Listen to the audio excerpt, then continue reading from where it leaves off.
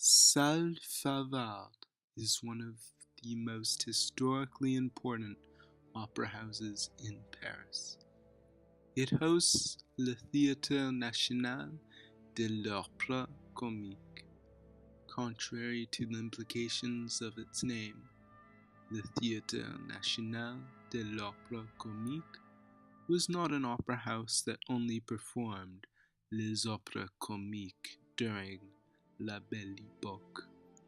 Some of the most important performances were not operas that would be categorized as les opéras comiques. These operas, les opéras comiques, are not necessarily comic operas. They are a genre of operas that contain and emphasize spoken dialogue and arias.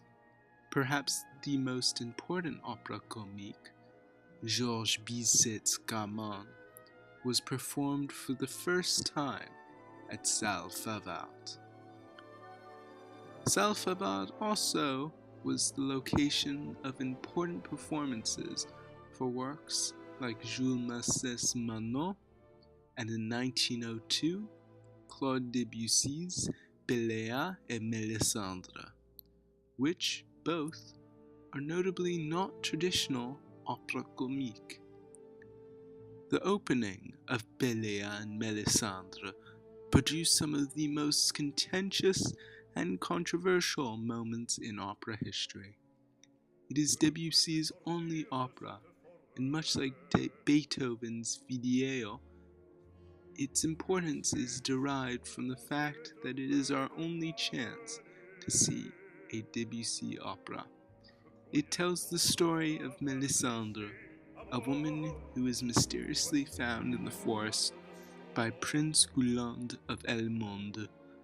They marry, but soon after, Mélisandre falls in love with Gulland's half-brother, Péléas.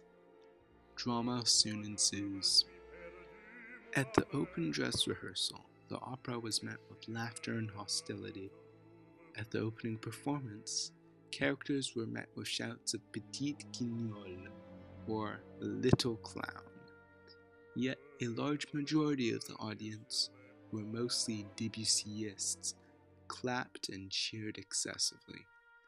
During intermissions, arguments broke out between the traditional opera frequenters, who were for the most part anti-Debussy, and the Debusyists, who for the most part were professional musicians who knew and loved Debussy for his orchestral music.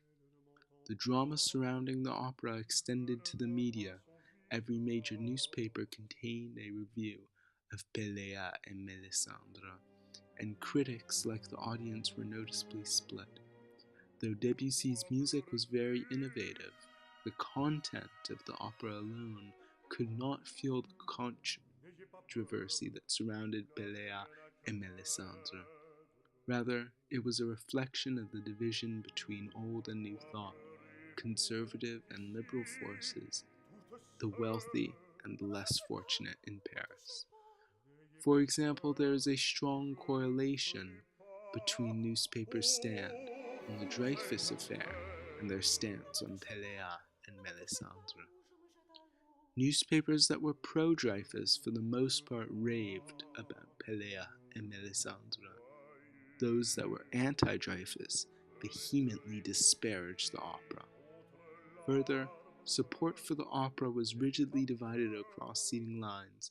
Those that had superior and more expensive seats tended to be against Pelléa and Mélisandre, and those with cheaper seats championed it. While this event was important in of itself, what makes it have great historical relevance is how it so neatly illustrates the state of class relations in Paris at the time. We must note that the group of people not included in the pro-Debussy musicians and the anti-Debussy bourgeoisie is the lower classes. While La Belle Époque was an extraordinarily important time in terms of changes made to French culture, there was a large segment of the population that is simply not able to experience these innovations. When examining the next 5 locations, we must never forget how exclusive most of these places were.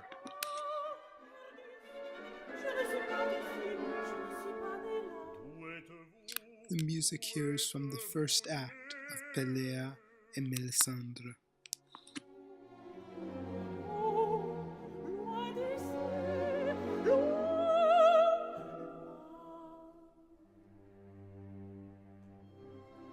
Qu'est-ce qui brille ainsi au fond de l'eau?